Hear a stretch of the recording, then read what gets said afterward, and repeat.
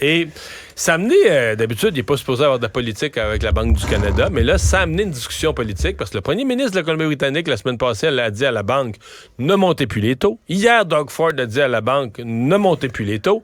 Et aujourd'hui, Paul Saint-Pierre Plamondon dit à François Legault, hey, François, là, on devrait s'en mêler. Nous, le Québec, on devrait signer tous les chefs de parti une lettre pour dire à la Banque du Canada, touche pas au taux.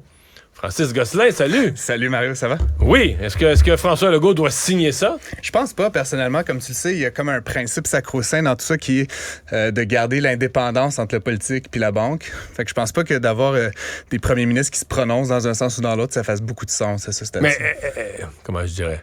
Est-ce que Pierre Poilievre, d'une certaine façon, parce que lui... C'est plus gros, parce que lui, il a le pouvoir. Là. C'est lui qui est le chef de l'opposition, donc pourrait devenir le premier ministre du Canada. Parce que les premiers ministres des provinces, ils n'ont pas le pouvoir. Ils n'ont pas le pouvoir. À l'échelle provinciale, t'as pas le pouvoir. Lui, il a le pouvoir, puis il s'en est mêlé. Est-ce qu'en faisant ça, d'une certaine façon, il a dédouané tout le monde de dire « Ah, ben là, à cette heure, on a le droit. À cette heure, les politiciens peuvent s'en mêler. » Ben, je sais pas s'il les a dédouanés, mais je réitère, Mario, que c'est vraiment un principe qui est très important. Puis on l'a vu dans des pays où, justement, s'il y avait une rupture de cette répartition des pouvoirs, c'est qu'ultimement, il y avait éventuellement le premier ministre en place, puis si M. Poilievre était élu, qui finissait par donner des commandes au gouverneur de la Banque du Canada. Et là, c'est un désastre. Ben, c'est que ça amène c'est toujours facile d'imprimer plus d'argent, de baisser les taux. Tu sais, moi, demain matin, Mario, tu me demandes individuellement, on baisse les taux. Personne, ça ferait mon affaire, tu sais, mais collectif, c'est toujours l'intérêt individuel contre l'intérêt collectif. Collectivement, en ce moment, il faut garder les taux élevés pour s'assurer qu'on finisse cette lutte contre l'inflation. Donc, encore une fois, si M. Poilievre est élu demain, il fait comme il dit, il licence M. Maclem, il met un yes man à sa place, qui fait n'importe quoi, ben, rapidement, Mario. Non, puis là, tu rentres dans un pays qui est comme ça. Écoute, on pourrait en nommer un. Il y a un pays caricature sur l'inflation, c'est l'Argentine. OK, j'allais dire le Venezuela, mais on n'est non, pas très loin. Non, mais l'Argentine. Ouais. L'Argentine, où, tu comprends, la monnaie, la semaine prochaine, ta paye va dropper la même chose que cette semaine. Non. Et donc, j'allais dire, là, tu te retrouves à ce moment-là avec des marchés financiers qui essayent de décoder la pensée des politiciens.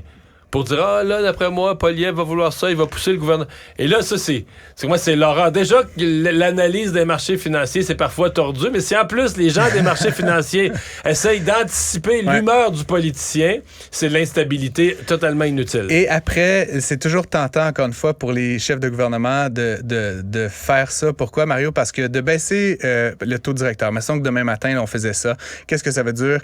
Donc, rapidement, le crédit est facile. Fait qu'est-ce qu'on fait? On se garage tout à la banque pour emprunter de l'argent. Fait qu'on a tous plus de liquidité. Fait qu'on fait quoi? On sort puis on va dépenser. Ça régénère de l'inflation. Et il y a quelque chose d'un peu cynique là-dedans, Mario, c'est que l'inflation, c'est le fun pour les gouvernements parce que hier, tu as emprunté 1 milliard de dollars là, sur les marchés pour financer ta dette. Aujourd'hui, ça vaut juste 900 millions. C'est ça. Fait qu'à quelque part, il y a certains chefs de gouvernement un peu cyniques. Là. Puis, je parlais du Venezuela, l'Argentine. Puis c'est plein de pays là, où tu veux pas trop aller. L'Iran fait ça. Évidemment, qui utilisent l'inflation pour un peu se sortir de la dette qu'ils ont eux-mêmes générée.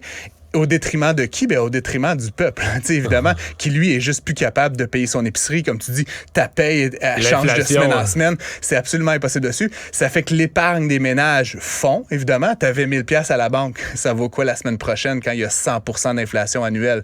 Ça vaut ça de moins. Fait que, ultimement, c'est une façon, comme je dis, un peu cynique pour les chefs d'État de manipuler le cours de la monnaie, la valeur de leur monnaie nationale pour éventuellement rembourser plus rapidement la dette ou pour en générer de la nouvelle. Sauf qu'au Canada, si on parle politique pure, c'est tentant pour des élus de dire, gars, je fais plaisir au peuple. Tu sais, tu dis faire plaisir au peuple pour pas cher. Là. Je suis premier ministre d'une province.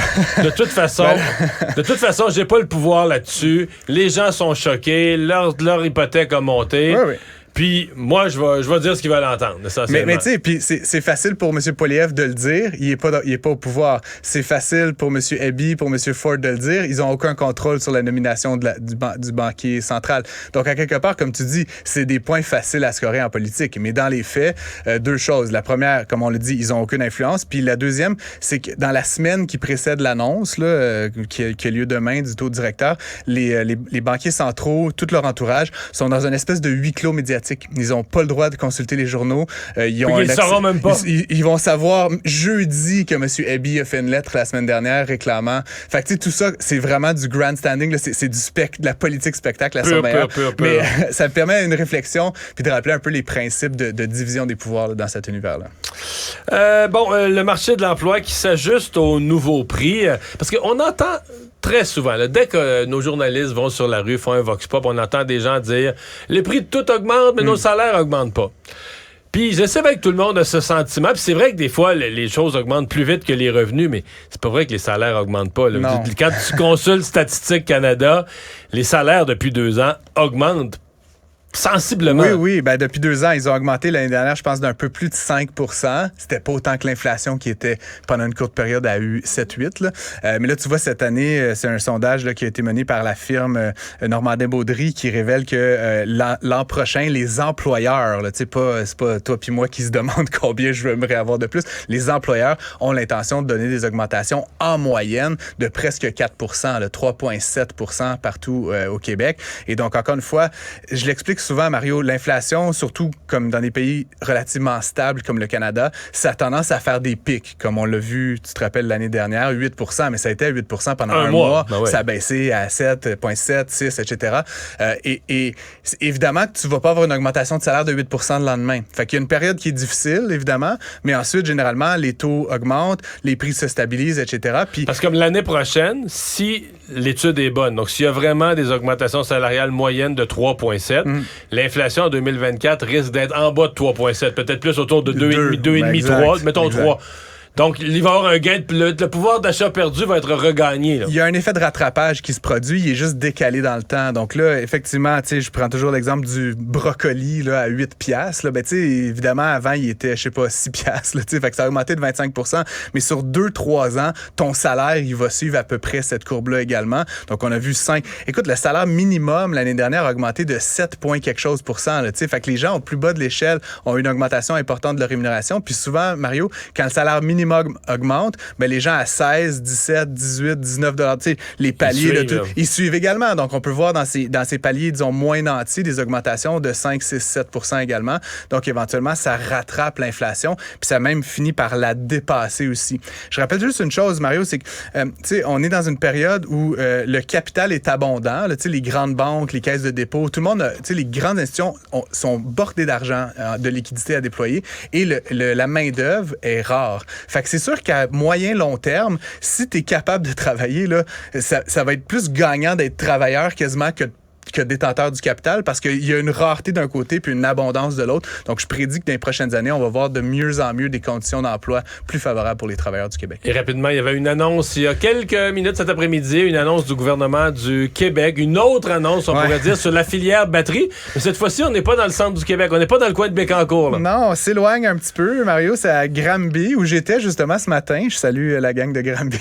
Tu vois comment je suis habillé comme... Ah, t'arrives de Granby. J'arrive de Granby, justement.